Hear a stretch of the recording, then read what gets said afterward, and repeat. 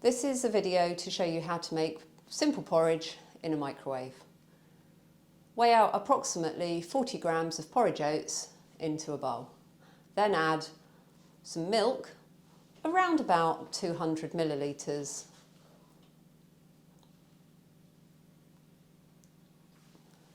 Give it a mix. What you want to be doing is making sure that the porridge oats are all fully covered and there's about a centimetre of liquid sitting on top of the oats. Pop the porridge into the microwave for approximately 2 minutes. Carefully remove the porridge from the microwave and give a good stir.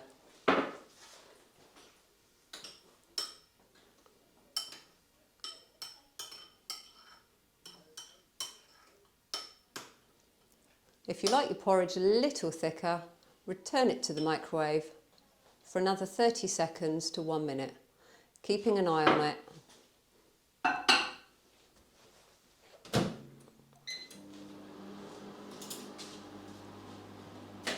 As soon as you see the porridge starting to rise, carefully remove it from the microwave.